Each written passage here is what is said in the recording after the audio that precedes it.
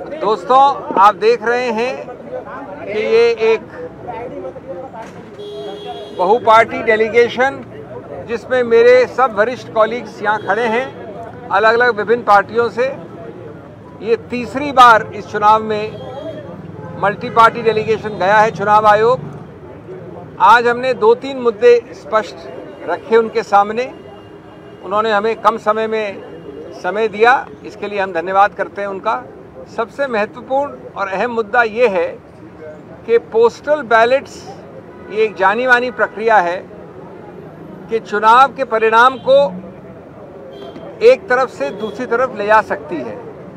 कई बार ऐसा हुआ है कि सभी पार्टियों के बीच में जो फर्क है वोट्स का वो x है, लेकिन पोस्टल बैलेट्स 2x या 3x होते हैं। यानी पोस्टल बैलेट्स निर्णायक सिद्ध होते हैं परिणाम के मामले में। इसलिए चुनाव आयोग ने एक जो रूल है, प्रावधान है, जो एक्ट के अंतर्गत रूल बनता है, जो स्टैट्यूटरी रूल होता है, कोई गाइडलाइन नहीं, कोई चिट्ठी नहीं, उसके अंदर कहा है अंतर्गत कि पोस्टल बैलेट्स की गिनती पहले ली जाएगी। यानी ईवीएम की गिनती के पहले पोस्टल बैलेट्स की गिनती ली जाएगी। ये रूल 54A में लिखा है स्पष्ट रूप से। इस बात को कई बार अलग अलग रूप से चिट्ठियों द्वारा और गाइडलाइंस द्वारा चुनाव आयोग ने दोहराया है। 2019 में बड़े स्पष्ट रूप से कहा कि पहले आप पोस्टल बैलेट की गिनती शुरू करिए, उसके कुछ समय बाद आप ईवीएम की गिनती शुरू कर सकते हैं, लेकिन, और ये बहुत अहम बात है, आप ईवीएम की गिनती खत्म नहीं कर सकते या परिणाम का अंत नहीं कर सकते जब तक पोस्टल बैलेट का पूरा रिजल्ट गणना के बाद घोषित न हो जाए। यानी पोस्टल बैलेट की गणना के बाद उसका परिणाम पहले घोषित करना अनिवार्य है। और अगर आप अंत तक पहुंच गए ईवीएम में तो उसको रोकिए जब तक पोस्टल बैलेट का आप परिणाम घोषित न करें। इसके बावजूद, और ये हमारी याचिका है, ये हमारी कंप्लेंट थी आज चुनाव आयोग से, चुनाव आयोग ने गाइडलाइंस द्वारा इस स्टैट्यूटरी रूल नियम को बदला है। वो नहीं किया जा सकता कानून में।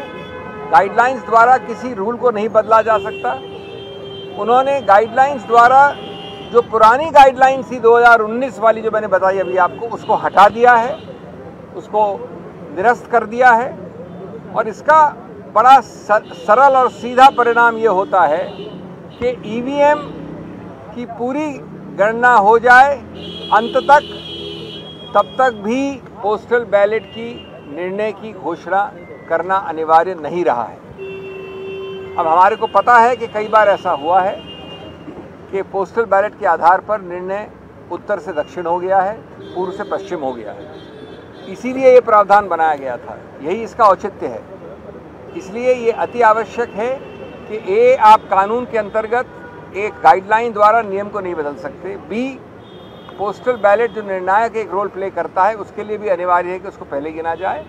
और तीसरा कि एक लेवल प्लेइंग फील्ड के लिए, गणतंत्र के लिए, स्वतंत्र चुनाव के लिए, जो कि संविधान के मूल तत्वों का एक अभिन्न अंग माना गया है, ये आवश्यक है कि जो पुराना रूल था उसी को फॉलो किया जाए, जो प्रावधान अभी भी है उसी को रूल किया जाए। Friends, very briefly in English, we went, as you can see, this is the third multi-party delegation during this process, and my very eminent colleagues from different parties are standing here. I'm not taking names. This multi-party delegation spent time with the Election Commission, and we are very grateful. They gave us time at short notice on 2 or 3 major issues. The most important was the vital importance of counting postal ballots first, of declaring the result of postal ballots first. This is very clearly stated in the statutory rule, Rule 54A, which specifically says that you shall take up and deal with the postal ballots first. First is not my word, it is a statutory rule. This has been understood by the Election Commission over the years, and in particular the Election Commission elaborated this in 2019 in writing.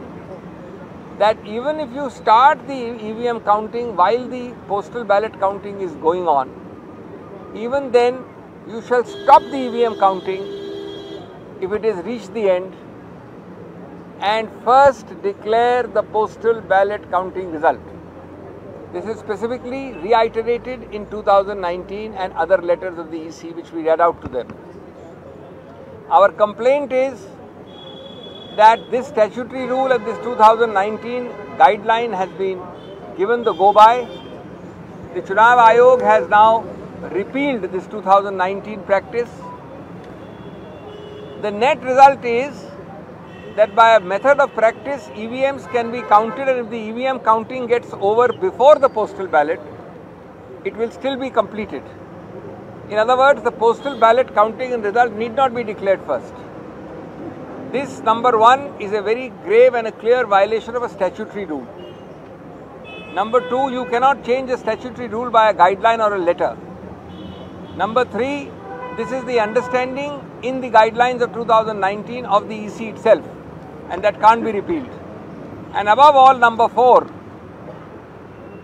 we all know that the total difference in votes between the two main contending parties in a particular area or even the whole state, let us assume it is X. The postal ballots may be 2X or 3X, outstripping that entire margin for the whole state between two parties.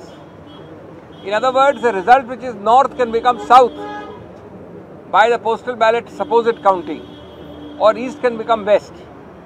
It is therefore vital that the spirit which underlies Rule 54A, which cannot be amended or repealed, must be followed. There is no problem in stopping the EVM counting even if it has reached the penultimate round, and first declare the postal ballot result and then go on to the EVM. So friends, this is the main complaint. The two other complaints, one of them will be addressed by my friend Mr. Yechuri. It is to direct the counting officials to follow the existing guidelines. We are not asking for new guidelines, but unfortunately what is already stated in the guidelines is not being followed by the counting officers.